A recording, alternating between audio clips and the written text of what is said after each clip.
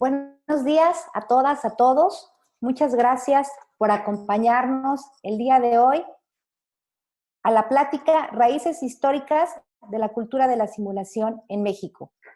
Nos acompaña como invitado especial el maestro Francisco Cepeda Trujillo. Él es estudiante del doctorado en Estudios Culturales de Queen's University. Muchísimas gracias, maestro Cepeda Trujillo, por estar el día de hoy con quienes integramos la Comisión Estatal de Derechos Humanos, así como otras personas que han estado interesadas en esta plática y se han sumado a esta actividad. También le damos la bienvenida al presidente de la Comisión Estatal de los Derechos Humanos del Estado de Chiapas, al licenciado Juan José Cepeda Bermúdez. Bienvenido, presidente. Y le cedería el uso de la voz para que nos dé un mensaje de bienvenida antes de iniciar con la plática del maestro Francisco. Adelante, por favor, presidente. Muchas gracias, Elenita. Es un gusto dar la bienvenida y saludar a las y los participantes de este encuentro, al que acuden personas y organizaciones interesadas en explicarse el fenómeno de la simulación, especialmente en nuestro país.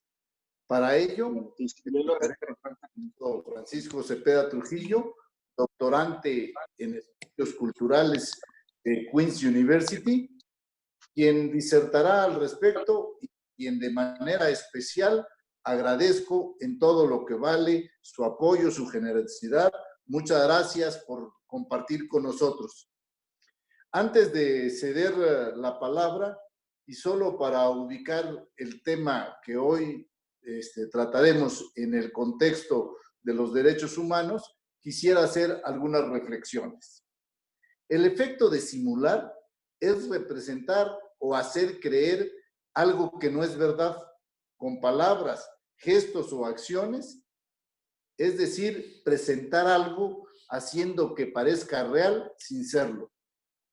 La habilidad de simular ha sido históricamente una característica propia de muchos grupos humanos. Se utiliza como una forma de dejar constancia del deber ser, ocultando la realidad y consecuencias para que las cosas ocurran de acuerdo a un interés determinado. La explosión en la vida personal nos aleja de la libertad que otorga. Presidente, está en su casa. Entonces, podemos imaginar.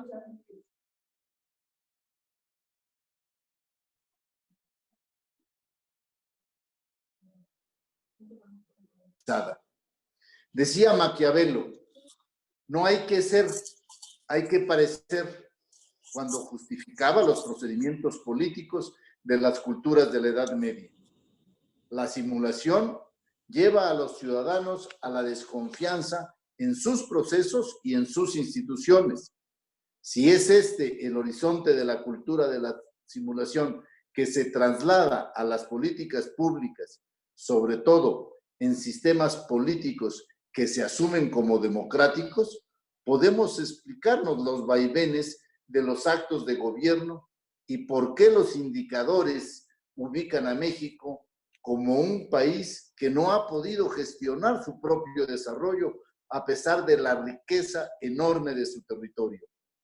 En una dinámica de redimensionamiento jurídico, México concretó en 2011 el reconocimiento del carácter constitucional de las obligaciones internacionales suscritas en materia de derechos humanos. Ahora nos toca que el respeto por los derechos humanos pase de una intención a actos reales y no simulados, para caminar hacia una auténtica justicia social necesaria para el bien de todos. Gracias a las nuevas tecnologías de la información, hoy en día y cada vez es más difícil ocultar hechos de falsedad, aunque siguen ocurriendo, pues pueden usarse para bien o para mal. Los grupos participativos de la sociedad esperan buenas acciones de sus autoridades, reconocen el trabajo aseado y transparente de los que sí cumplen con su responsabilidad. En la CDH, en la Comisión Estatal de Derechos Humanos, reconocemos a la transparencia y rendición de cuentas, porque la población de Chiapas tiene derecho a mejores niveles de bienestar, a la verdadera justicia y a la democracia participativa, real y objetiva, que habrá de erradicar ese lacerante binomio de la corrupción y la simulación. Muchas gracias a todos ustedes. Dejo la palabra a Elenita para que nos presente a nuestro ponente. Muchas gracias. Muchas gracias, presidente, por este mensaje de bienvenida. Y a continuación me voy a pedir la formación académica y trayectoria de nuestro invitado. Francisco Cepeda Trujillo es licenciado en Filosofía por el Ateneo Pontificio Regina en Roma, Italia, y por la Universidad Panamericana. Es maestro en Administración de Empresas por la Universidad Tecnológica de Texas. Se desempeñó como director adjunto del Colegio Andes de Tuxtla Gutiérrez, como profesor de Filosofía en el Instituto de Estudios Superiores Tomás de Aquino y del Instituto Tecnológico de Estudios Superiores de Monterrey, así como coordinador del Diplomado de Filosofía de la Universidad Anáhuac, Ciudad de México. En el sector empresarial se ha desempeñado en el ámbito inmobiliario. Es integrante de AMPI, así como integrante del Comité de Honor y Justicia de dicha asociación. Bienvenido, maestro Francisco Cepeda Trujillo. Le cedo el uso de la voz para iniciar con su participación. Muchas gracias. Muy buenos días. Un saludo cordial a todos. Yo estoy actualmente en Canadá, en Kingston. Es una ciudad pequeña, muy bonita, a la orilla del lago Ontario. Aquí está Queen's University y aquí estoy haciendo mi doctorado en estudios culturales. El año pasado concluí la maestría en estudios religiosos en esta misma universidad y parte de lo que voy a platicar el día de hoy con ustedes pues son algunos de los resultados de mi trabajo de maestría. La plática va a tener tres grandes partes. En una primera vamos a hablar un poco de la cultura de la simulación, qué entendemos por ese concepto y si es algo que ha estado presente o no en nuestro país. En una segunda etapa vamos a hablar de las raíces históricas de la simulación en un periodo muy específico que es la Revolución Mexicana y particularmente el Congreso Constituyente de 1917. Y finalmente, en una tercera parte, voy a hablar de algunas de las consecuencias que ese proceso de formación de la Constitución, de imaginación de las instituciones del país realizado en ese contexto histórico, tuvo y cómo se eso contribuyó a una cultura de corrupción. Entonces me da mucho gusto estar con ustedes. Agradezco a la Comisión Estatal de Derechos Humanos, al licenciado Juan José, el presidente, y a la licenciada Elena por haberme invitado. Es de verdad un honor y un privilegio que me den este espacio. Y voy a compartirles ahora una pantalla.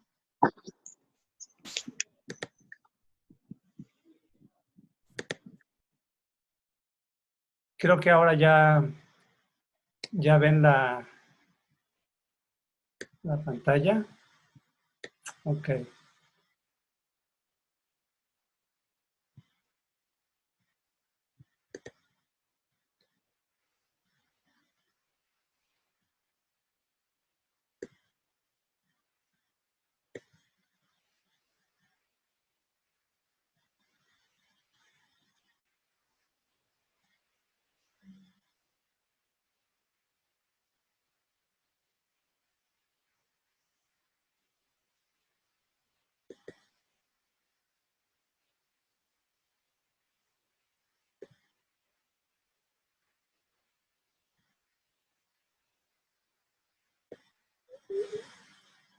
Elena, nada más para verificar, ¿sí están ustedes ya ahorita viendo la pantalla de la presentación?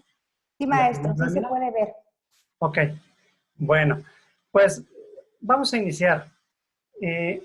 Hace algunos años hubo una noticia que resultó un tanto polémica allá en México, porque el entonces presidente Enrique Peña Nieto comentó en una entrevista en el marco del aniversario del Fondo de Cultura Económica que la corrupción en México era un asunto cultural.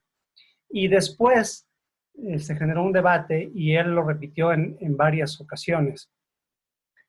Decía el presidente Enrique Peña Nieto, cito, yo sí creo que hay un tema cultural, lamentablemente, que ha provocado corrupción en todos los ámbitos y órdenes, tanto privado como público. No es un tema exclusivo del orden público y se alimenta de ambos lados. Y ha sido así. Obviamente la intervención del presidente en ese sentido pues generó mucha polémica e inmediatamente de distintos sectores y ámbitos empezaron a criticar su postura en la prensa escrita, ¿no? Y salían titulares como este que tienen ahí en pantalla de que la corrupción pues no es un problema cultural. Lo mismo por parte de universidades e instituciones de educación superior o de partidos políticos. Y básicamente el argumento que había era, pues por una parte, criticar que el presidente, al decir que la corrupción era algo cultural, estaba asumiendo que así somos los mexicanos y pues que no hay nada más que hacer. Y algunos decían que era una postura de muchísima ligereza, de mucha superficialidad. En la primera entrevista en el contexto del aniversario del Fondo de Cultura Económica, el periodista León Krause le decía, señor presidente, yo vivo en los Estados Unidos, hay 13 millones de mexicanos acá, estos 13 millones de mexicanos serían el segundo estado más poblado del país si estuviera en México, y aquí no son corruptos, cumplen las leyes, no me puede decir que esto es un tema cultural, es más bien es un tema sistémico, es un tema del partido en el poder que usted representa y que nos ha gobernado desde la revolución. Entonces, se generó un debate importante. Otros decían que la corrupción se debía más a un tema de oportunidad, de que se presentaba la ocasión. En fin, hoy no vamos a hablar específicamente de corrupción. Vamos a hablar de un fenómeno bastante relacionado, que es la simulación. Y vamos a plantearnos una pregunta semejante. ¿Es la simulación algo cultural en México o no? Hay varios intentos o formas de abordar este tema. Y ahí en pantalla tienen ustedes un titular que dice México, entre comillas, el país de la simulación. Básicamente este texto pues quiere dar a entender que la simulación es algo tan fuerte, tan determinante en nuestro país, que de alguna manera se convierte en una característica que lo describe en su conjunto. México como país de la simulación. Y dice este texto, en la vida institucional del país, la simulación es parte del sistema, forma parte del know-how de las organizaciones y aunque todo el mundo sabe que es por lo menos incorrecto, participa, porque no hay forma de evitarlo, so pena de resultar disfuncional. Esta idea de que en México así funcionan las cosas y si tú tratas de hacerlo de manera distinta, no vas a poder funcionar en este país.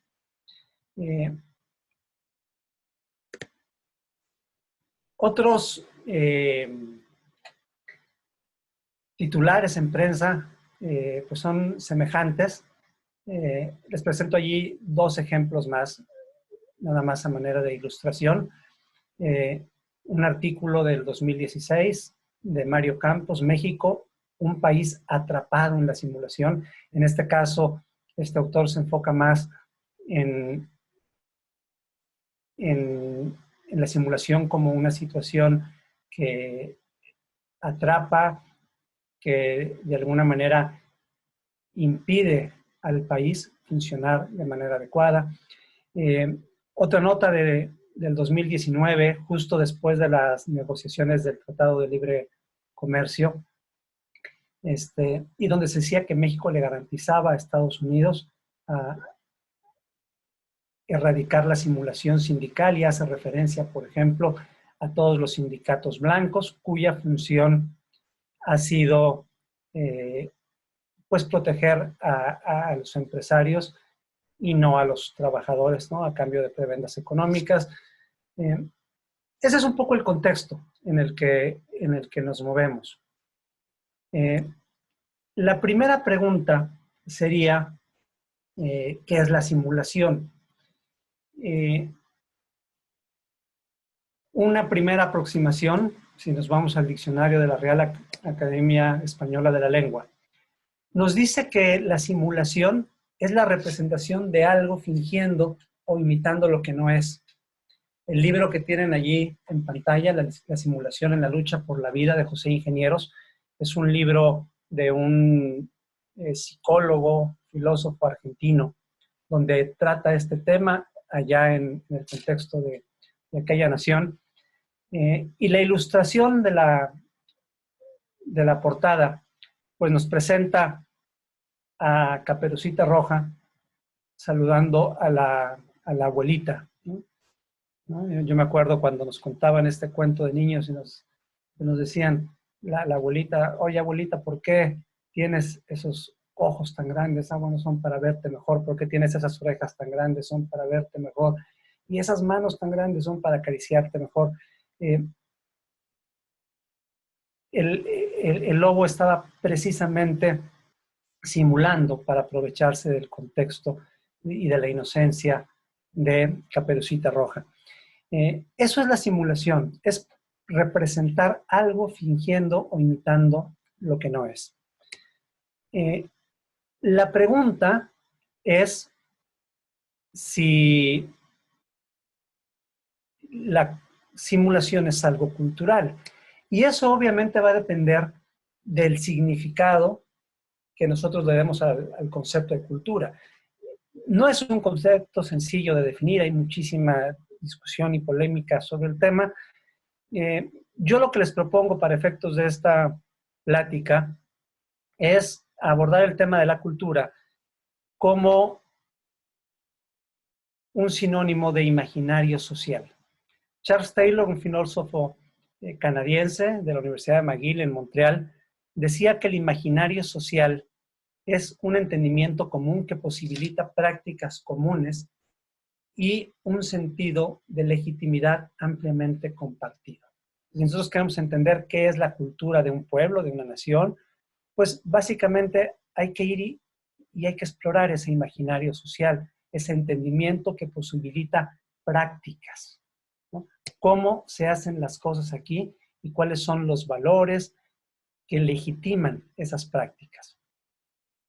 Tiene otro texto donde amplía Charles Taylor esta noción y dice: por imaginario social entiendo las formas en las que la gente imagina su existencia social, cómo encajan con los demás, cómo van las cosas entre ellos y sus compañeros, las expectativas que normalmente se cumplen y las nociones e imágenes normativas que subyacen a estas expectativas. Hablo de imaginario porque estoy hablando, continúa Charles Taylor, de la forma en que la gente común imagina su entorno social. Y esto a menudo no se expresa en términos teóricos, se lleva en imágenes, en historias y leyendas. El imaginario social no es un conjunto de ideas, más bien es lo que permite, a través de darle sentido a esas ideas, las prácticas de una sociedad. Y allí tienen ustedes una imagen muy típica de la cultura de nuestro país, del gran ilustrador Posada, que representa un poco esta idea. A través de esas leyendas, de esas lecturas, de esas historias populares, descubrimos la cultura.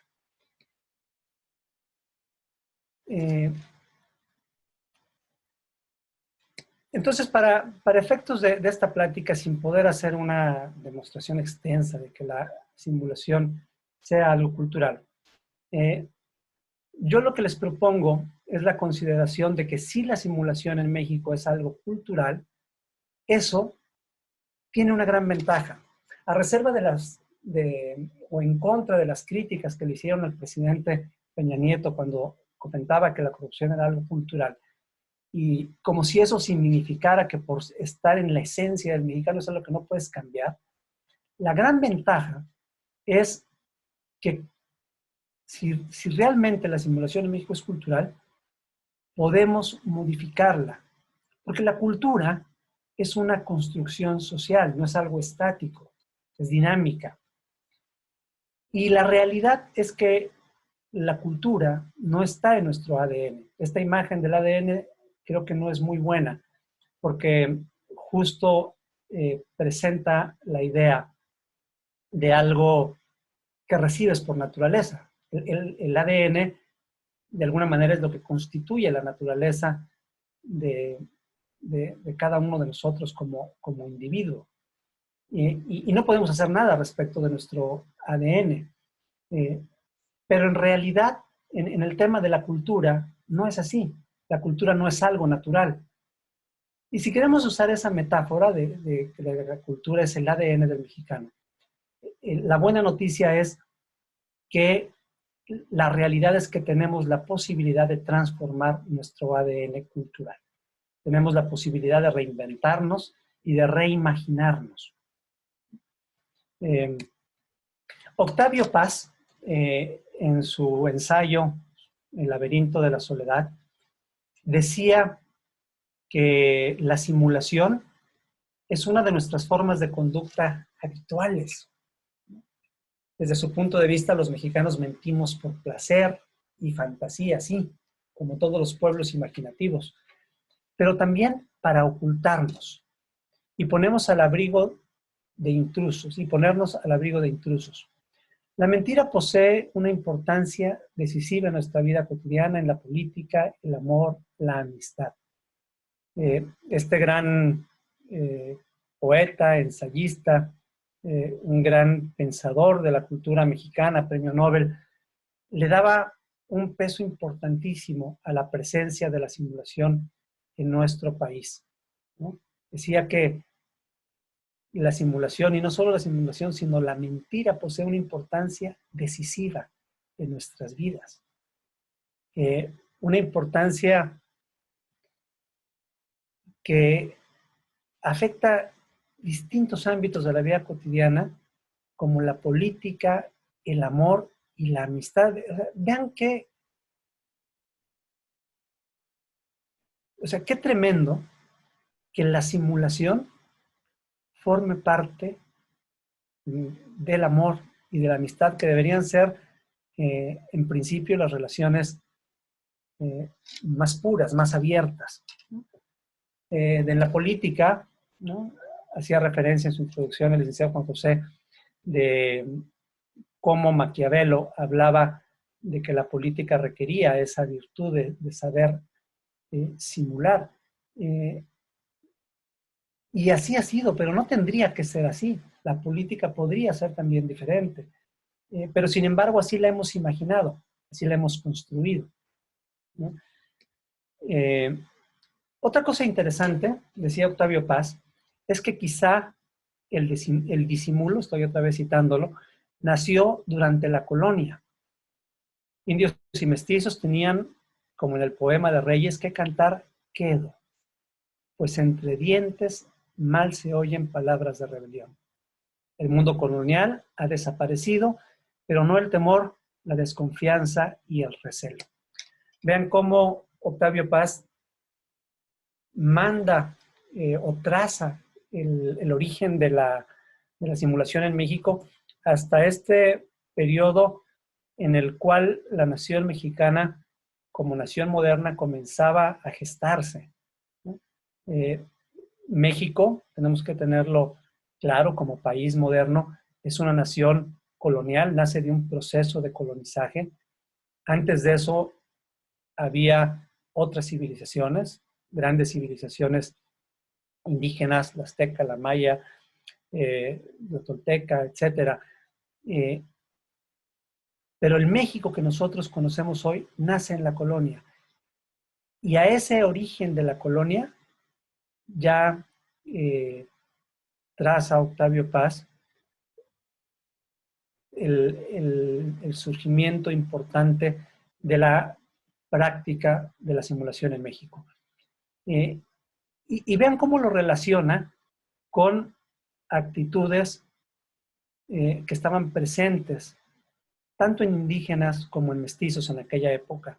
El temor, la desconfianza, el recelo, ¿no? El recelo, el temor, desconfianza, ¿ante qué? Pues ante una conquista cultural, militar, y también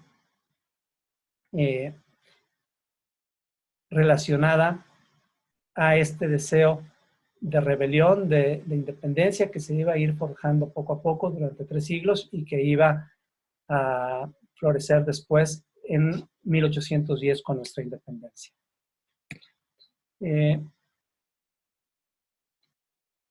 Obviamente, cierro aquí con esto, digamos, lo que sería la primera parte de nuestra charla, un poco sobre la cultura de la simulación en México.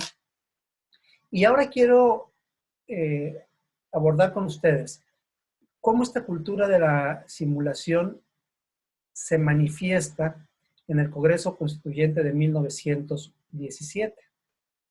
Las leyes que hoy vivimos en México, el marco institucional que nos regula, que da, pues que sirve de contexto en el cual se desenvuelve nuestra existencia cotidiana, nació en ese Congreso. Fue un Congreso relativamente breve. Pensemos que allí se gestó el futuro del país y fue un Congreso de prácticamente 2 meses que inició el 21 de noviembre de 1916, cuando se reúnen, y que concluye el 31 de enero, una vez que se promulga la Constitución. ¿Cómo estaba integrado este Congreso Constituyente? Bueno, estaba integrado básicamente por 220 diputados, poco más, poco menos, dependiendo de distintos momentos o etapas del Congreso, porque algunos pedían licencia, etc. Lo que es muy importante es que estos 220 diputados eran parte de la facción ganadora de la revolución.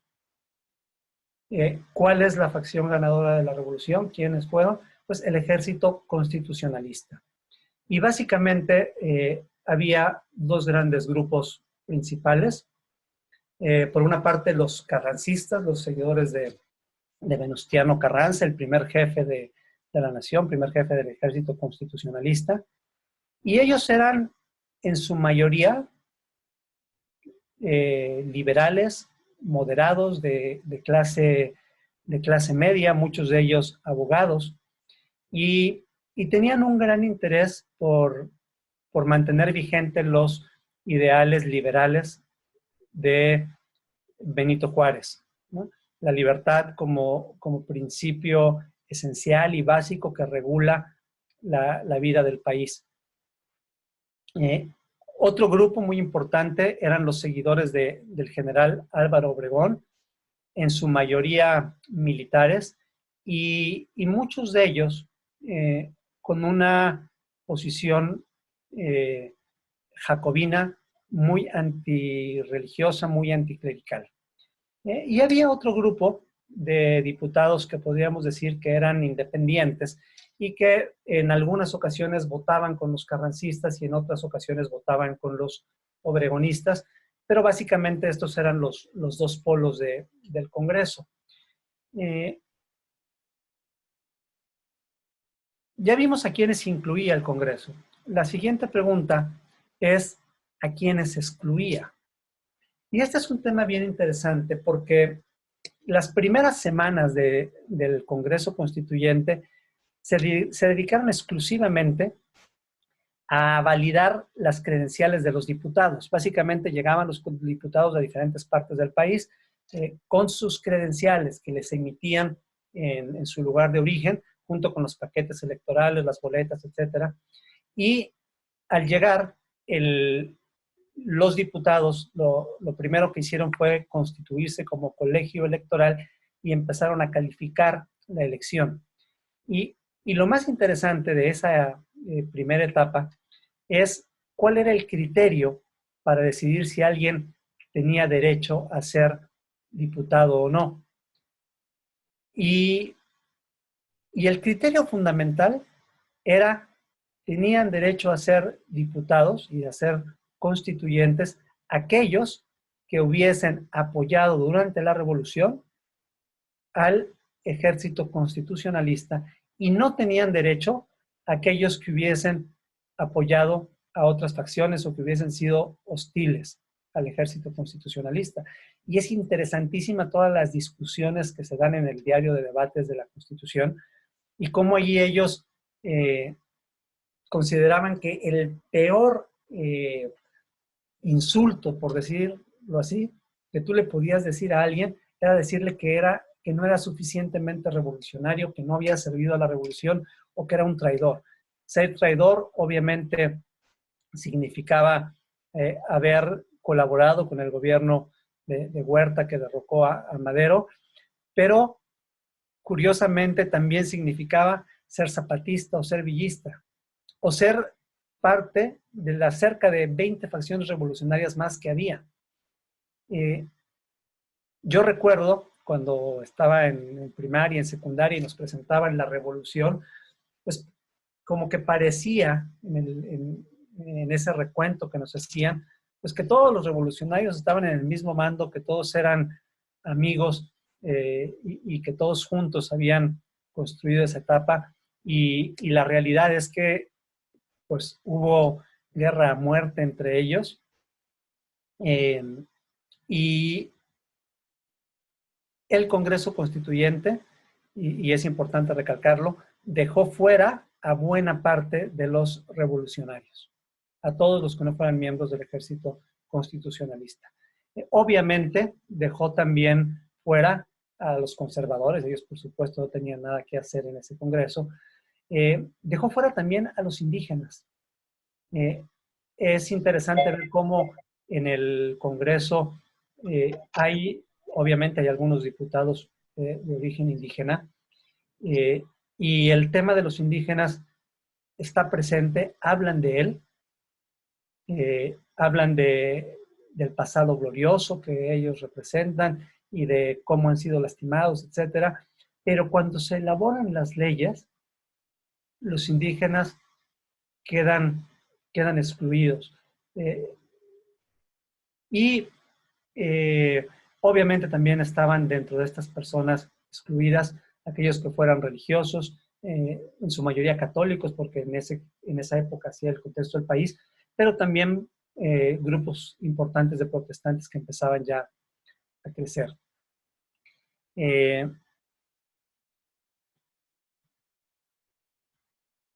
Bueno, antes de pasar a la siguiente diapositiva, ¿cuál es el problema con la simulación? Perdón, con la exclusión. ¿Cuál es el problema de excluir? La realidad es que la exclusión es un gran acto de simulación. Cuando nosotros excluimos a alguien, no quiere decir que dichos grupos no existan en la realidad nacional. Simplemente quiere decir que los poderosos, en términos que usa también Octavio Paz, al disimular su existencia, los nulifican, los hacen nada, y por eso los excluyen.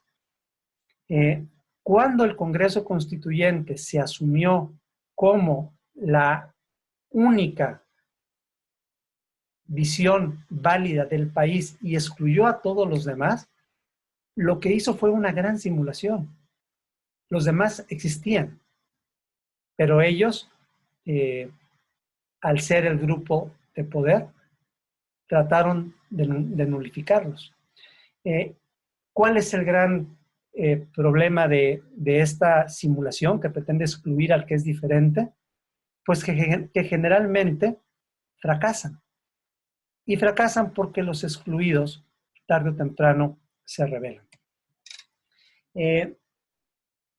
Carranza quería elaborar una nueva constitución. Y podríamos preguntarnos, bueno, ¿por qué era necesaria? ¿Por qué? O sea, ¿qué estaba pasando en el país para que una nueva constitución fuese importante de promulgar? Llevábamos 100 años de vida en el país. Las primeras constituciones, hubo varias, pero la primera importante, 1824. Y a los 30 años se cambia y tenemos la Constitución de 1857. Teníamos pocos años de vida con esta Constitución. ¿Y por qué una nueva? Bueno, Carranza tenía varios ideales. Obviamente uno de ellos era modernizar el país. La revolución buscaba traer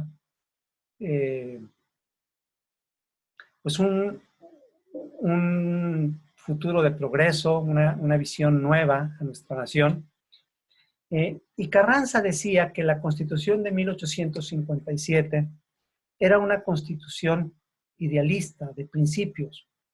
Y para él, el hecho de que la Constitución del 57 fuera idealista y de principios, quería decir que era algo teórico, pero que en la práctica había resultado inaplicable. La gente no la vivía. La Constitución del 57 para Carranza era letra muerta.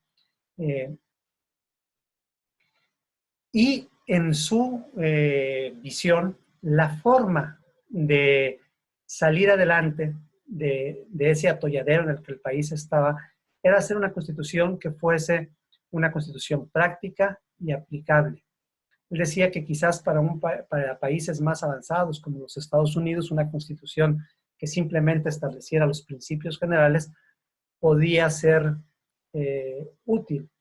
Pero en un país como en México, donde había tantas desigualdades y sobre todo tanta falta de educación, Carranza decía, esto no es práctico, no es aplicable, entonces vamos a hacer una constitución que deje de ser idealista y que se pueda realmente vivir, aplicar en la vida cotidiana. Obviamente esa constitución pues iba a tratar de hacer definitivas, ¿no? De darles carácter constitucional a las conquistas sociales, obrero-laborales y campesinas de la Revolución. Y con esta motivación, Carranza se embarcó en este proyecto de hacer una nueva constitución. Y la constitución pues fue redactada por un grupo de colaboradores muy cercanos a Carranza, Rojas, Pallavicini, Macías, ¿no? Y era un proyecto liberal. O sea, ellos no querían cambiar la Constitución del 57 o ir en contra de ellas, querían ese espíritu de la Constitución del 57 hacerlo muy práctico, ¿no?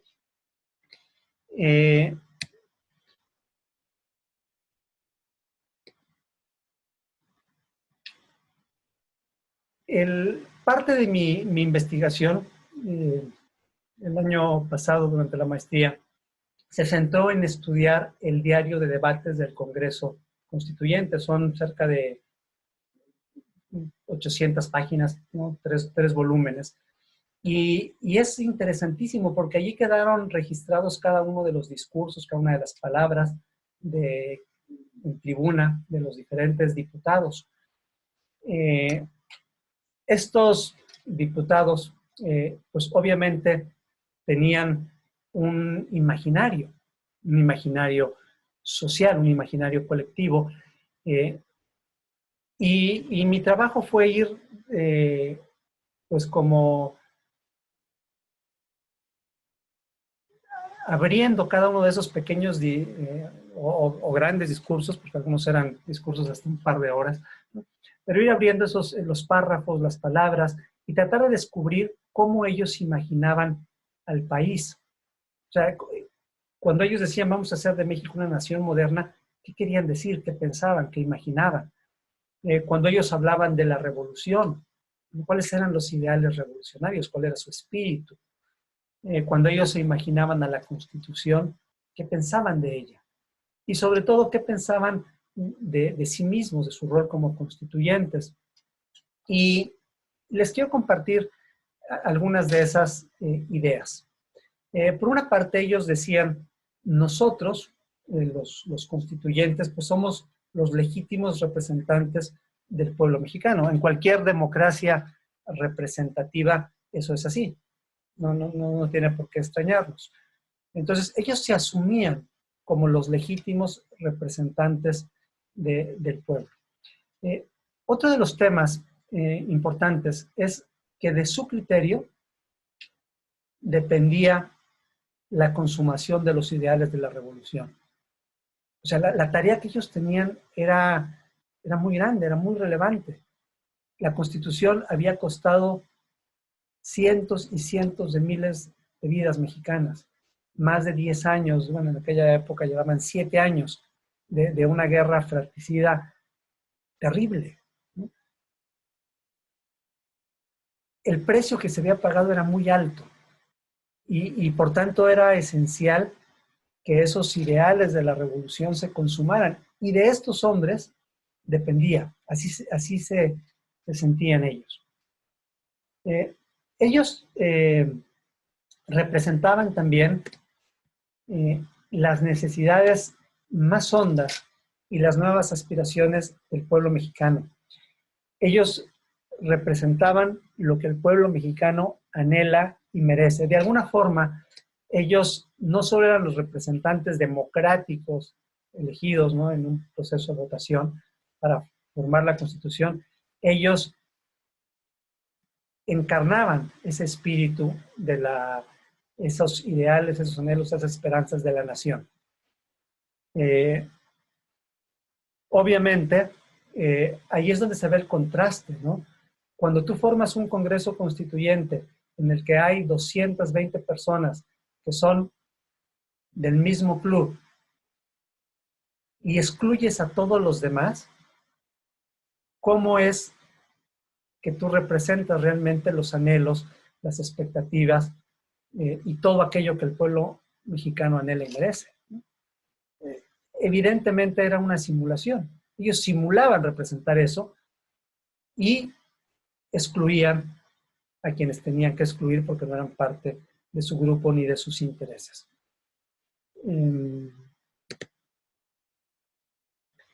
¿Cuál fue el resultado de este proceso?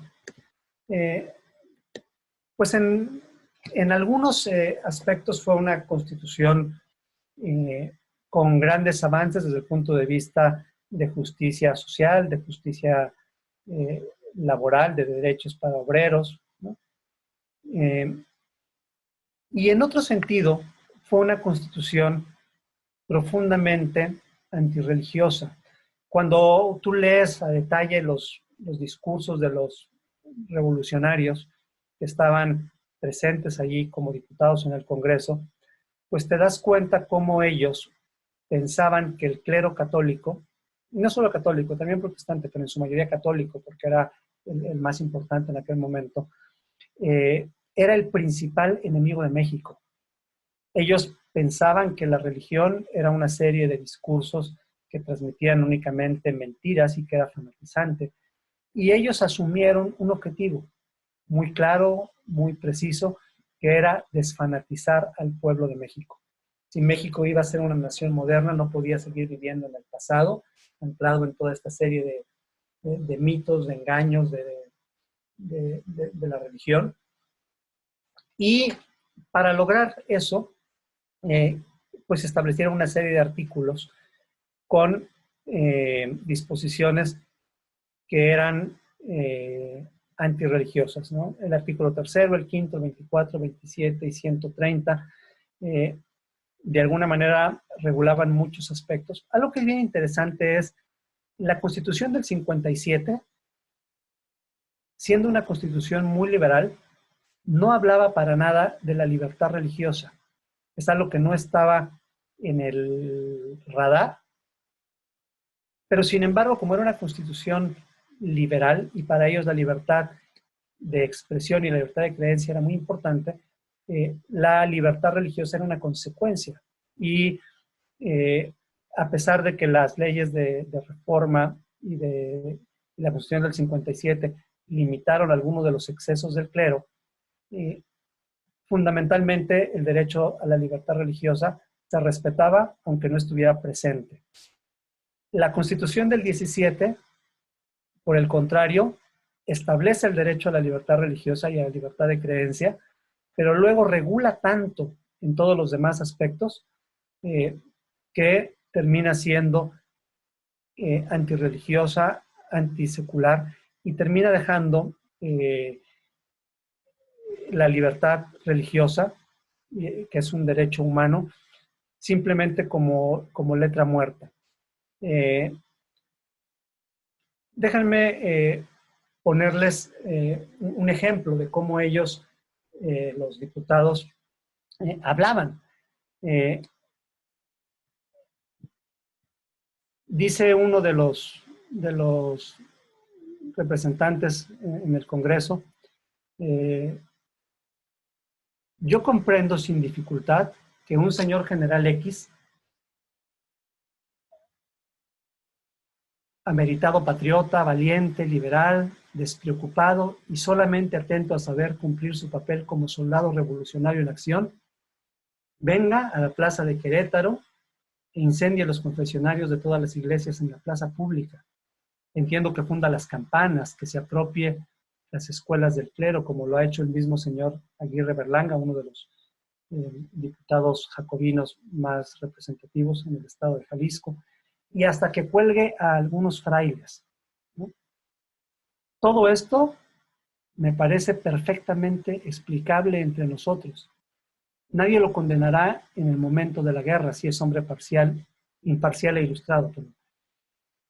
Y bien, señores, ¿no les parece a ustedes lógico y natural que un general de esos quisiera de la mejor buena fe dejar escrito en una ley mucho de ese radicalismo, de ese calor de la guerra, y encontrará pálido cualquier precepto hecho en tiempo de paz, encontrará incoloro, reaccionario, inconveniente, un precepto que se ha concebido en frío y conforme solo a los dictados del derecho y la jurisprudencia?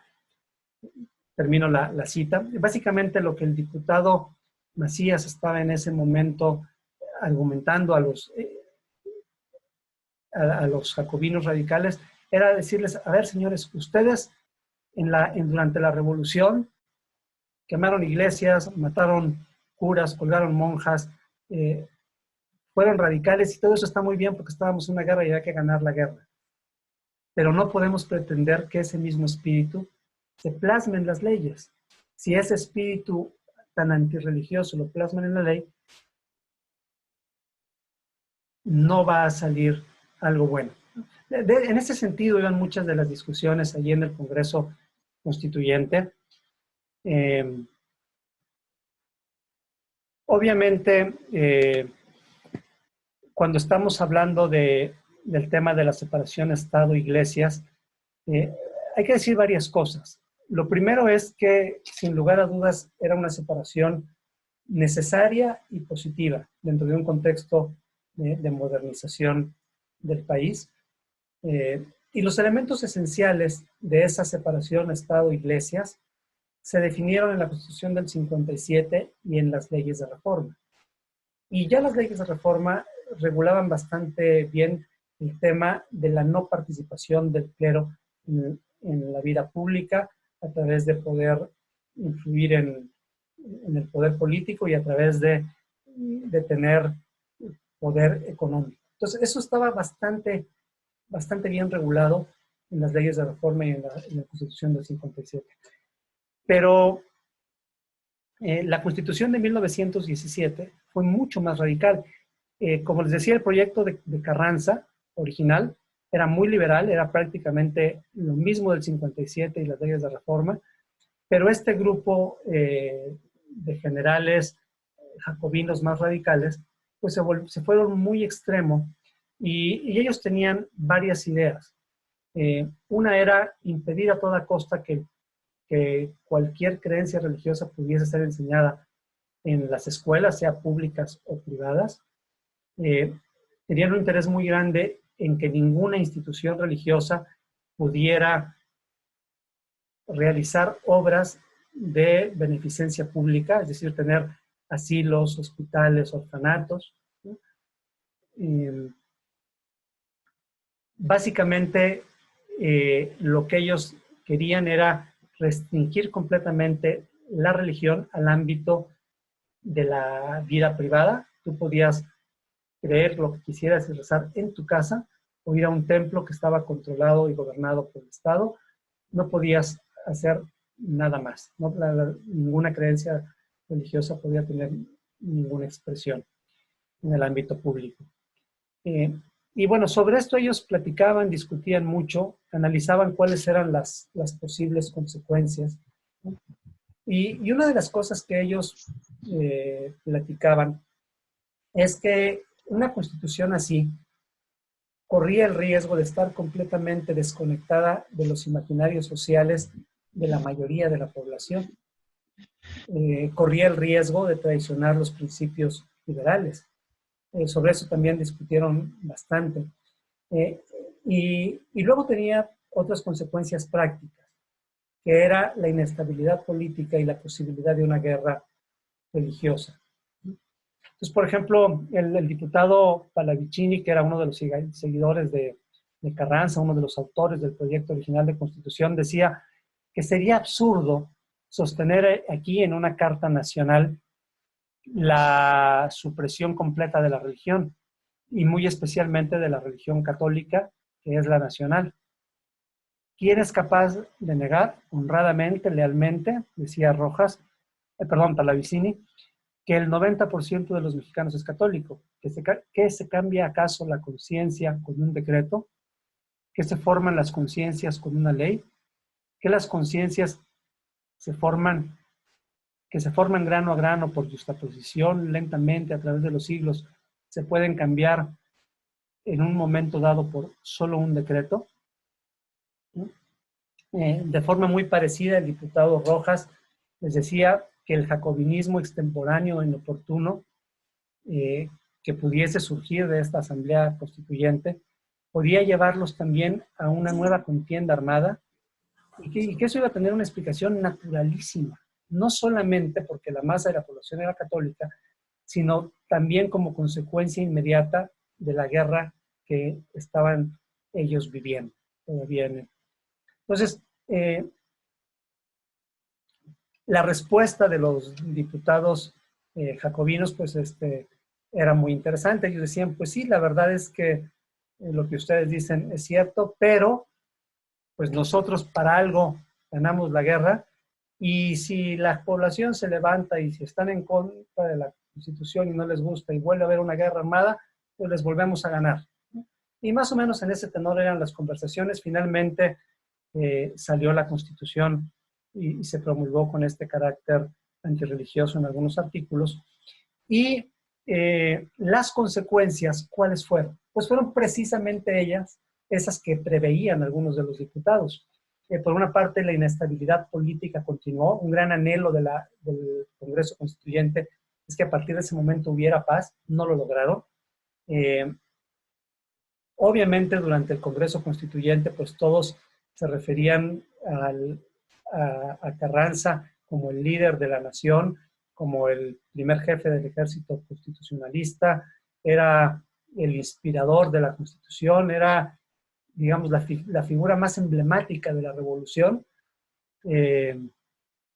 Y cuando ellos hablaban de esta oposición que había en el Congreso entre obregonistas y carrancistas, pues decían que no se debía a un tema de lucha de poder ni nada por el estilo, y simplemente era en beneficio del país, etc.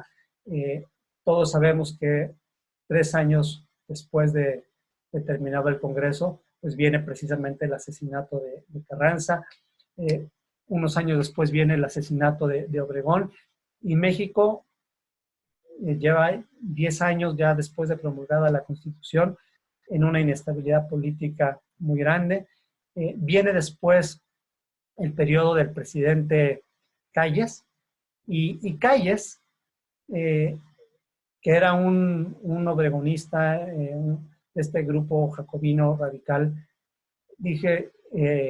empieza con esta idea de decir, bueno, tenemos una Constitución, tenemos que hacerla cumplir, cueste lo que cueste. Y entonces empieza una persecución religiosa muy cruenta, brutal, y esa persecución religiosa, tiene como consecuencia la Guerra Cristera, una guerra que dejó cientos de miles de muertos en el país, que tuvo 2 periodos, uno en el de 26 al 29 y después uno del 32 al 36. Y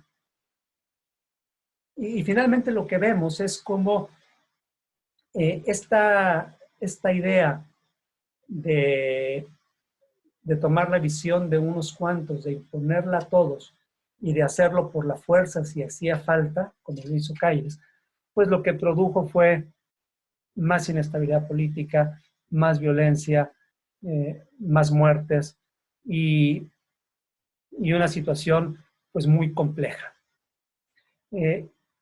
Después de esto que viene, ¿cómo se alcanza la paz? Voy ya cerrando y concluyendo. Lo que nosotros conocemos hoy es que en aquel momento el presidente Emilio Portes Gil, junto con el obispo de Leopoldo Ruiz, que era el arzobispo de Morelia y que además era el delegado apostólico del Papa Pío XI, y con la intervención de jesuitas de los Estados Unidos y del embajador de los Estados Unidos, tuvieron una serie de pláticas para ponerle ya un alto a la guerra y a los conflictos armados. Y básicamente el acuerdo al que llegaron fue, no, el gobierno por una parte dijo, ustedes católicos háganle como quieran, la Constitución no la vamos a cambiar, o sea, lo que ya pusimos en la Constitución se queda, pero el Estado, y aquí es donde entra de nuevo la simulación, el Estado puede no cumplirla. Ustedes estén tranquilos, no les vamos a exigir que los artículos antirreligiosos se vivan. Y la respuesta de la jerarquía católica en su momento fue algo así como, ok, podemos vivir con eso. Si ustedes no aplican los artículos que están en la ley, pues nosotros dejamos de protestar contra eso, vamos a buscar que la gente deponga las armas y vamos a buscar que se vuelvan a abrir los templos y que regrese el culto público. Y finalmente eso fue lo que sucedió. Del diputado Porfirio Muñoz Ledo, cuando se hizo la reforma religiosa en 1992, recuenta un poco eso, ¿no? Dice, por lo tanto, llegaron a la sencilla conclusión de que había que mantener la Constitución, pero no cumplirla. El famoso régimen de tolerancia, el modus vivendi, que es otra forma de llamarle, significó prácticamente en todos los artículos referentes al tema de las iglesias y el Estado su no cumplimiento. La simulación llegó a tal punto que las cartas que se cruzaron entre el arzobispo y el presidente Emilio Portes Gil dicen algo distinto de lo que pactaron. Entonces, esta gran simulación institucional fue primero resultado de una simulación previa, el simular que había sectores muy grandes de la población que no existían y que se podían excluir y a los que se les podía imponer algo. Obviamente esa simulación fracasa y la respuesta viene con otra simulación. Ok, entonces vamos a decir que la Constitución se quede, pero que no se cumpla. ¿Cuáles son algunas consecuencias o ejemplos de esta simulación institucional? Yo les quiero comentar únicamente dos. Una es la Constitución explícitamente prohibía la existencia de obras de asistencia privada, de orfanatos, asilos de ancianos, hospitales, etcétera, dirigidos por cualquier institución religiosa. ¿Eso se cumplió? Evidentemente no. Las instituciones religiosas en ese entonces y a la fecha siguen llevando buena parte de las obras de asistencia privada y siguen llegando a muchos lugares a donde el Estado no llega y cumplen una función. ¿Cuál es el problema?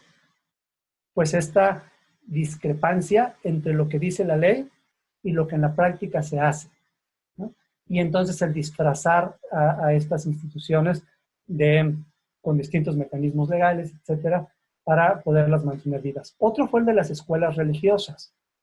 También las escuelas religiosas, o la enseñanza religiosa estaba prohibida en escuelas públicas y en escuelas privadas. Y todo el mundo sabe que existían muchísimas escuelas religiosas. ¿Cuál es su importancia? Sobre esto habría que hacerse un poco más de investigación. Esto no es algo que esté probado. Pero, ¿quiénes iban a las escuelas religiosas?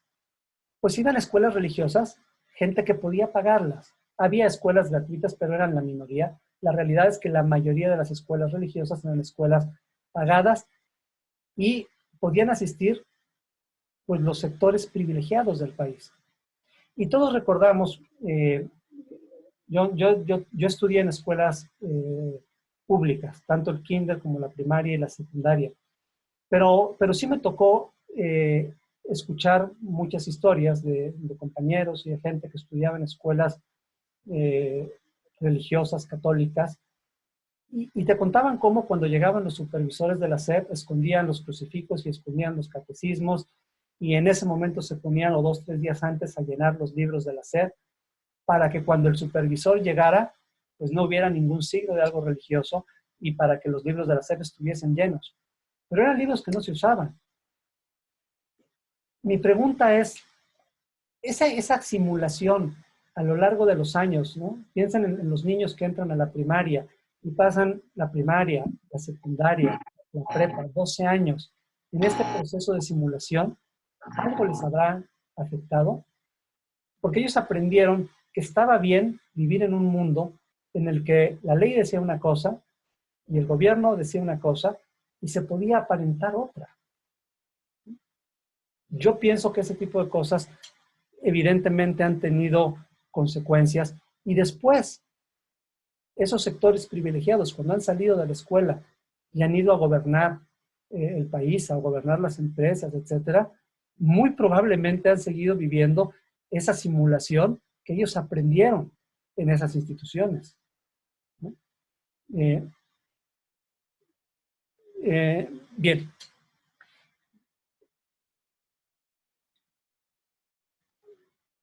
Luego tenemos la reforma religiosa de 1992. Ahí tienen ustedes allí los rostros de algunos de los pues, personajes importantes, muy representativos de esa etapa de nuestro país. Está obviamente el presidente Carlos Salinas, que implementó toda esta reforma religiosa en el marco más amplio de una implementación de políticas neoliberales y de modernización del país, siguiendo políticas internacionales en aquellos momentos. Y tienen ustedes allí a Porfirio Muñoz Ledo, uno de los grandes personajes en el proceso de democratización del país. Iba codo a codo con Cuauhtémoc Cárdenas en aquella época. Y él tiene una frase interesante sobre este tema. Básicamente lo que el presidente Salinas argumentaba en aquella época era que había que volver a hacer una reforma religiosa porque lo que vivía el país era una simulación y había que cambiarlo. Y Muñoz Ledo más o menos tenía la misma visión. Decía que había varias cosas importantes. Primero, la necesidad de que el país viva plenamente un sistema de reglas escritas, que haya correspondencia entre la norma y la realidad, ¿no? Y que era justo lo que los acuerdos del presidente Portes Gil con la jerarquía católica habían venido a institucionalizar. Ese divorcio que se había hecho entre la norma y la realidad se había institucionalizado, ¿no? Y continúa Muñoz Ledo: desde el inicio de nuestro movimiento, esta fue bandera y causa fundamental. Se nos contestó en famosa ceremonia pública que pasó a la historia que nuestro país era un país de reglas no escritas. ¿Cuántas veces hemos escuchado esto, no? Las reglas no escritas de México, ¿sí? Que lo consuetudinario, la costumbre, se imponía sobre lo legal. Claro, esa es la base misma del pacto de simulación. Y bueno, todo ese proceso del legislativo del 92 trató de concluir esa simulación. Se hicieron avances importantes. Se reconoció, por ejemplo, la personalidad jurídica de las iglesias, que no estaba reconocida en la Constitución del 17. Imagínense que durante 70 años las iglesias, que tenían una función y una presencia importantísima en distintos sectores de la sociedad, tanto católicos y progresivamente protestantes, evangélicos, cristianos, de otras denominaciones, y no tenían ninguna personalidad jurídica. Y sin embargo existían y operaban. Era una simulación total. Bueno, eso de alguna manera se eliminó, se reconoció la pluralidad de las distintas iglesias y el pluralismo religioso del país, ya no solo cristianos, sino también de otras religiones, judías, musulmanas, etc. Y luego viene algo que es interesante, y es, en realidad, la simulación la traemos como tan arraigada que se nos cuela por todos lados. Entonces, por ejemplo, una de las cosas que no atendió esa reforma era la posibilidad de tener estaciones de radio. Al día de hoy, las estaciones de radio religiosas siguen prohibidas en México. La prohíbe la ley de radio y televisión y la prohíbe la ley de asociaciones religiosas y culto público. Y sin embargo, si nosotros vemos Chiapas, ¿no? Cuando vas viajando de Tuxtla a San Cristóbal, y prendes el radio, es una experiencia horrible porque escuchas una canción y a mitad de la canción empieza una alabanza y desde la siguiente curva empieza otra vez la canción y se van superponiendo unas a otras las distintas estaciones, porque todo el mundo pone estaciones sin ninguna regulación. Hay un estudio muy interesante publicado en 2013 por Mendoza y otros investigadores chiapanecos sobre este tema de la radio religiosa en Chiapas. Y en ese momento ellos hablaban de 73 estaciones religiosas que simulaban ser radios culturales para tratar de obtener permisos, pero que pues, no los obtenían, ¿no? Y en su estudio ellos argumentan cómo el gobierno, aunque en algunos casos hizo algunos intentos de cerrar, y creo que en alguna ocasión se cerraron 8 radiodifusoras, después el gobierno dejó de hacer eso. Y finalmente se reconoció que la existencia de estas radiodifusoras está amparada, porque si son clausuradas pueden provocar conflicto social. Entonces no importa que la ley diga una cosa y que no se cumpla, mejor hay que hacer de la vista gorda. Y además, pues la realidad, dicen estos investigadores, pues no representan un problema para el gobierno, no son un factor de desestabilización. Sigamos en la simulación entiéndame, yo no estoy en contra de que haya estaciones religiosas, no. Yo lo que estoy únicamente señalando es cómo la ley dice una cosa, no debe haber estaciones religiosas, cómo la práctica de la vida pública en nuestro país dice otra, sí hay 63 en ese momento, ahorita seguramente son muchísimas más, y el gobierno tiene que optar por no cumplir la ley. Entonces, algunos aprendizajes que yo he tenido y que se los comparto a manera de conclusión. Se los pongo allí con esta imagen de la biblioteca de la UNAM de fondo, porque pues la biblioteca de la UNAM es un símbolo de la modernización de nuestro país, incluye de alguna manera o trata de recuperar toda esta herencia prehispánica y también es un signo de futuro y de apertura a la educación, al progreso tecnológico, científico, a las nuevas tecnologías y al modernizar nuestro país. ¿Qué aprendizajes podemos sacar de esto? Primero, que la simulación tiene muchos rostros.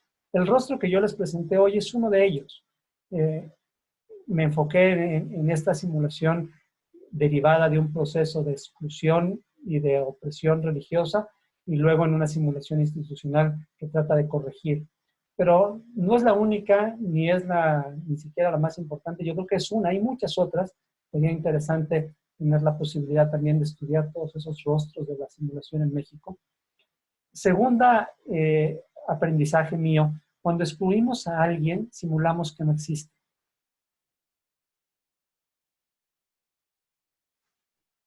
Esa es la exclusión. La exclusión siempre es una simulación. Esa persona o ese grupo no deja de existir, no deja de tener presencia real, pero el que está en posición de poder simula que no existe y por eso lo excluye. Si nosotros queremos dejar de simular en nuestro país, lo primero que tenemos que hacer es dejar de excluir. Mientras México siga siendo una sociedad excluyente, vamos a tener que seguir manteniendo la simulación como nuestro modo de vida. Y vamos a seguir padeciendo muchísimas consecuencias negativas de ese constante estar simulando. Y por eso yo creo que es muy importante reconocer e incluir nuestra diversidad de imaginarios sociales. No hay una identidad mexicana, no hay una esencia de lo que es ser mexicano. Hay muchos Méxicos, hay muchos mexicanos con muchos imaginarios distintos. Y eso lo tenemos que reconocer como país. Si no reconocemos e incluimos esa diversidad, vamos a seguir simulando y excluyendo. Y con la base de reconocer e incluir nuestra diversidad de imaginarios, entonces tenemos que volver a reimaginar un sistema legal, económico y político que sea verdaderamente incluyente. Un sistema en el que haya espacio para cada una de las voces que conviven día a día en nuestro país, ¿no? Y un sistema en el cual no tengamos que estar simulando para poder sobrevivir en ese entorno. Y concluyo con una frase de Octavio Paz, que es prácticamente el cierre al laberinto de la soledad. Él dice: todo nuestro malestar, la violencia contradictoria de nuestras reacciones, los estallidos de nuestra intimidad y las bruscas explosiones de nuestra historia, que fueron primero ruptura y negación de las formas petrificadas que nos oprimían, tienden a resolverse en búsqueda y tentativa por crear un mundo en donde no imperen ya la mentira, la mala fe, el disimulo, la avidez sin escrúpulos, la violencia y la simulación. Repito, un mundo en donde no imperen ya la mentira, la mala fe, el disimulo, la avidez sin escrúpulos, la violencia y la simulación. Una sociedad también que no haga del hombre, del ser humano, de los hombres y mujeres de nuestro país, un instrumento y una dehesa de la ciudad. Una sociedad humana. Les agradezco mucho su atención y estoy a su disposición si tienen algún comentario o pregunta. Muchísimas gracias, maestro Francisco, por esta excelente plática. Escuchando sus palabras, principalmente lo que comentaba en una diapositiva previa, en la que dice que dejar de simular requiere dejar de excluir, se me vinieron a la mente muchos casos, ejemplos que en la vida cotidiana podemos observar. Sobre todo pues en nuestra entidad, en años anteriores se han dictado sentencias para que pues mujeres puedan ejercer sus cargos públicos en contextos indígenas. Sin embargo, la inaplicabilidad de las mismas refleja claramente cómo esta cultura de la simulación impacta en este cotidiano y sobre todo deja fuera el ejercicio de estas mujeres que pertenecen a pueblos indígenas. Esto fue como algo que se me vino a la mente escuchándole y si nos los permite, pues vamos a leer las preguntas que nos han puesto en el chat. Nos preguntan, maestro, ¿cuál es su punto de vista en cuanto a la cultura de la simulación en el entorno digital en el que actualmente desarrollamos nuestras actividades cotidianas? Esa es una primera pregunta. ¿Quiere usted ir respondiéndolas o leo también otra que tenemos ahí en el chat? Las puede usted ver también ahí en el chat. Yo creo que las vamos mejor resolviendo o respondiendo una por una, si no se me van a ir olvidando en el camino. Claro que sí. La simulación en el mundo digital. Adelante, por favor. Yo creo que es una situación muy actual y muy relevante.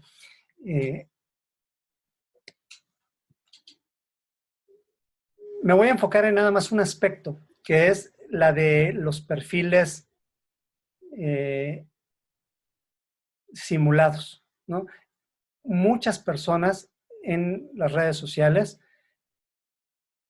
quizás todos de alguna manera podemos caer y ser víctimas de esta actitud, tratamos de proyectar una imagen distinta a la que realmente somos.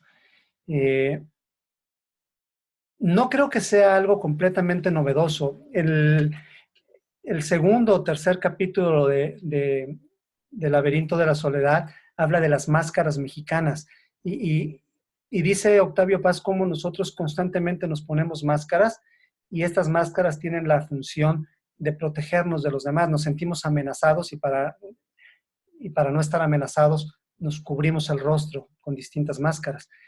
Eso es parte de lo que se hace en las redes sociales hoy en día y posiblemente tiene que ver con esta idea del miedo al ser excluido y del miedo al reconocer nuestra soledad. Entonces, creo que es un tema actual y creo que se requieren, por una parte, el trabajo personal de no querer caer en ese juego de la simulación y del proyectar a alguien que no soy. Y habría otros ámbitos. Por ejemplo, es impresionante cómo en redes sociales al final tú terminas escuchando lo que quieres escuchar. Y así funcionan los algoritmos. Y se comienzan a crear como mundos simulados, porque la gente piensa que lo único que existe es lo que ellos reciben en su pantalla y lo que ellos siguen en las noticias que les llegan. Y sin embargo puede haber otros mundos distintos, con otra visión de la vida, pero no hay diálogo y no hay comunicación. Cada quien vive aislado en su nicho, esclavizado por este tema de los algoritmos y de las búsquedas, ¿no? Y allí entra una responsabilidad personal de buscar otras voces, pero también entra una responsabilidad de las instituciones públicas para garantizar que haya realmente libertad de expresión y que se regule el tema de la simulación en las redes digitales. Muchas gracias, maestro, por su respuesta. Tenemos algunas otras preguntas más. Si me permite, leo la siguiente que nos hace María Gabriela Herrera. Dice, ¿cómo dejar de influir los medios de comunicación masiva nacionales en la cultura de la simulación?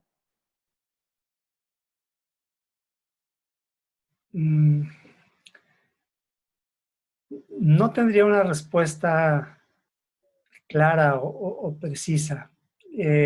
Lo que sí es muy claro es que los medios los medios de comunicación influyen en la creación de los imaginarios sociales colectivos y en su reproducción. Si nosotros vemos la historia del siglo XX en México, de la Revolución para acá, lo que estuvo haciendo el país desde el punto de vista cultural fue tratar de crear una identidad. Mucho se hizo a través del arte, por ejemplo, los pintores muralistas, Diego Rivera, Orozco, la pintura de Frida Kahlo, en fin, toda esa parte del arte estuvo tratando de construir una identidad cultural. La otra se hizo a través de los medios de comunicación, la creación de la canción ranchera, por ejemplo, personajes como Cantinflas, ¿no? En fin, toda esa cultura popular se hizo a través de los medios.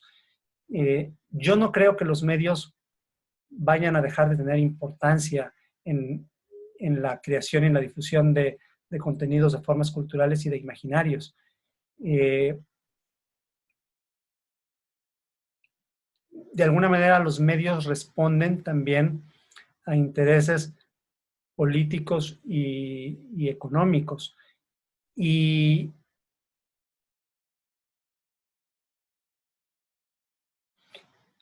si nosotros queremos que los medios dejen de simular, están siempre como las dos vertientes. Está por una parte la vertiente institucional de instituciones públicas que exijan a los medios no contribuir a prácticas de simulación. Y por otra parte está el del consumidor, ¿no? O sea, el ciudadano tiene un gran poder y el poder es no consumirlos. Y si no los consumes, ellos tienen que cambiar. Yo vi hace unos días un programa, porque mi hermana Marta, que es chef, salió en un programa allí de MasterChef, y entonces tuve la oportunidad de verla.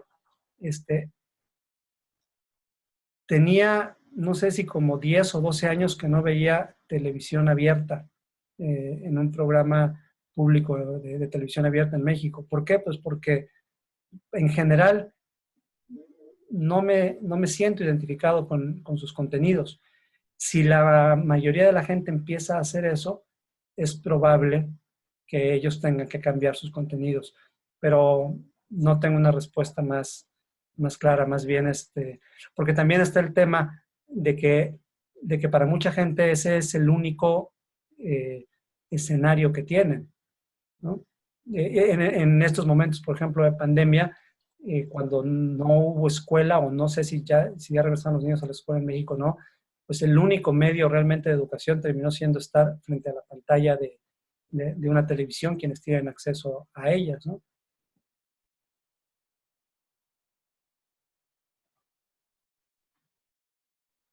Muchas gracias. Y tenemos otra pregunta que dice, ¿seguir simulando es un factor para la discriminación? Yo creo que sí. O sea, lo que pasa es que cuando discriminas a alguien por cualquier motivo, por cuestiones de clase social, de raza, de origen étnico, de ideas políticas, de identidad de género, de sexo, en fin, cuando tú discriminas a alguien por cualquier motivo, lo que estás haciendo es simulando que esa persona no es importante y no tiene derecho a existir y a ser reconocida como es. Porque si tú reconoces que una persona es importante, independientemente, por ser persona, independientemente de los distintos rasgos que puedan constituir su identidad individual, o de grupo, si tú reconoces esa importancia de la persona, no puedes excluirla. La única forma de que tú la excluyas es que pienses que esa persona no es importante. Y pensar que alguien no es importante es una simulación. No corresponde a la verdad, ¿no? O sea, lo presentas como si fuera auténtico, pero no lo es. Entonces sí, o sea, yo estoy convencido de que en México mucho de la simulación está relacionado a ese deseo o a esa necesidad o a esa práctica aprendida de excluir al que es diferente. Y eso sí, y eso tenemos que acabarlo, tenemos que aprender a reconocernos con el valor que cada uno de nosotros tiene, independientemente de sus múltiples identidades.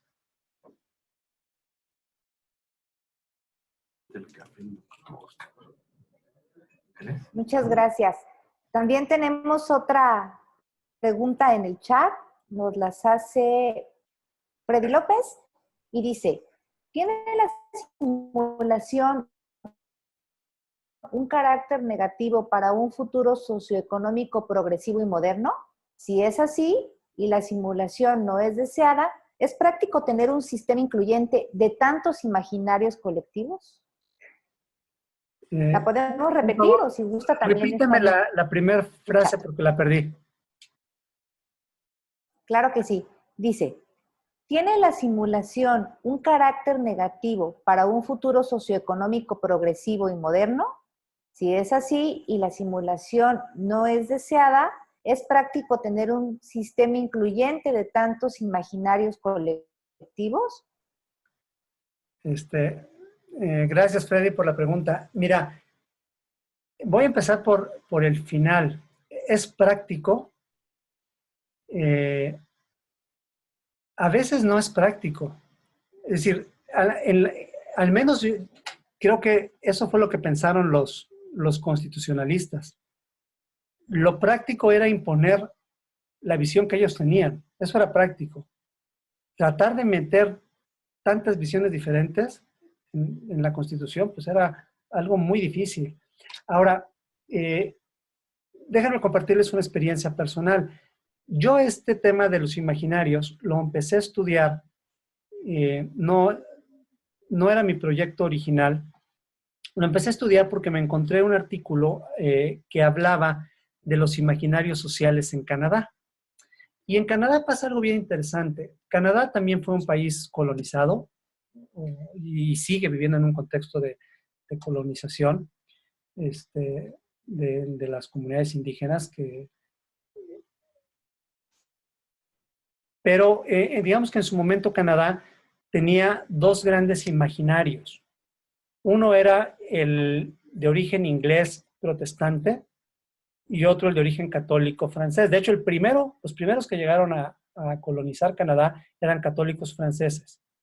Después llegaron los ingleses protestantes y los ingleses protestantes crecieron más y se volvieron dominantes. Y entonces Canadá mucho tiempo estuvo en un proceso de lucha entre estos dos imaginarios, los franceses defendiendo su identidad y tratando de no ser absorbidos por los ingleses. Y así estuvieron muchos siglos. Y obviamente estaban todas las comunidades indígenas borradas del mapa, excluidas, metidas en reservas, ¿no? Porque nosotros en México tuvimos un proceso de mestizaje. Y entonces nosotros convivimos a diario con comunidades indígenas, por ejemplo, los que vivimos en San Cristóbal, pues todos los días hay contacto entre comunidades indígenas y mestizos, pero además, pues la gran mayoría de la población es de origen mestizo, ¿no? Son muy pocos los que son, digamos, criollos o descendientes de españoles puros. Entonces, nosotros tenemos este contacto cotidiano, pero aquí en Canadá eso no lo tenían. Aquí de verdad los borraron del mapa y los escondieron en una reserva y quedaron completamente excluidos. Y lo que es bien interesante es que Canadá en 1982 inició un proceso de crear un nuevo imaginario cultural y ellos se redefinieron a sí mismos como una nación multicultural. y reconocía no solo las identidades francesa, protestante y las identidades de las muchas naciones indígenas o de los pueblos originarios de Canadá, sino también el otro tema que son las muchísimas nacionalidades que hay de distintas partes del país, del mundo, de Asia, de Europa, de África. O sea, Canadá es un país muy pluricultural. En Toronto, por ejemplo, que es la segunda, tercera ciudad más importante de Canadá, hay más gente que nació fuera de Canadá o es hija de alguien que nació fuera de Canadá que canadienses de origen, digamos, anglosajón o francófono. Entonces, fue práctico para Canadá iniciar este proceso de empezarse a pensar como un país pluricultural o multicultural. No fue práctico, pero es un país que está muy avanzado en ese proceso y es un país en el que realmente hay muchísima inclusión y muchísima conciencia de la necesidad de incluir a todos y a cada uno. Y mucha conciencia también de que se sigue viviendo un proceso de colonización, porque en estas tierras estamos sin haber sido invitados, ¿no? O sea, venimos y nos establecimos aquí en una tierra que pertenece a pueblos originarios que fueron colonizados de una manera brutal y que están al día de hoy levantando la voz para decir, primero, que se respeten los tratados que el gobierno o que el Estado canadiense no ha cumplido, y segundo, que se eliminen todas las prácticas que al día de hoy lo siguen colonizando y excluyendo, ¿no? Y en ese sentido creo que Canadá puede ser un buen modelo para México de cómo, aunque a veces las cosas no sean prácticas, hay que hacerlas porque es lo correcto. O sea, a mí no me importa si es práctico o no es práctico reconocer la dignidad de las comunidades indígenas en Chiapas. Hay millones de comunidades indígenas y lo único digno es reconocer su valor y darles espacios, aunque no sea práctico. No sé si eso responde a la pregunta.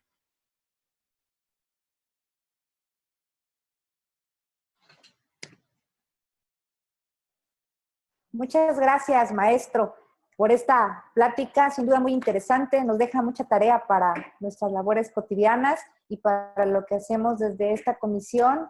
Y pues a nombre de la Comisión Estatal de los Derechos Humanos del Estado de Chiapas, queremos darle un reconocimiento como muestra de nuestro agradecimiento por haber estado el día de hoy con nosotras y con nosotros y abrir un espacio en su agenda para compartirnos este proyecto que usted está realizando en la universidad en la que actualmente se encuentra. Es un reconocimiento que va firmado por nuestro presidente, por el licenciado Juan José Cepeda Bermúdez, como una muestra de agradecimiento a la charla que hoy nos impartió. Muchísimas gracias y por último invitaría a todas las personas que se encuentran en línea, si pueden por favor, para quienes les sea posible, activar sus cámaras para que nos podamos tomar una foto final en compañía de nuestro invitado del día de hoy. Muchas gracias, maestro, por esta plática sin duda muy interesante. Gracias a ustedes. Aprecio mucho que me hayan abierto el espacio para compartir estas ideas. Agradezco de verdad muchísimo a cada uno de los que estuvieron presentes durante esta hora y media por su tiempo, por su atención. Veo también algunos rostros de amigos y de compañeros y de gente de la familia. Les agradezco que estén escuchándome y ha sido un gusto enorme. Muchas gracias. Muchas gracias a usted y bueno, a la cuenta de 3 vamos a tomarnos esta fotografía, entonces por favor sonríe. 1, 2, 3. A la siguiente pantalla. 1, 2, 3. Muchísimas gracias y que tengan todas y todos un excelente día. Hasta la próxima. Gracias, maestro. Gracias. Tenga buena tarde.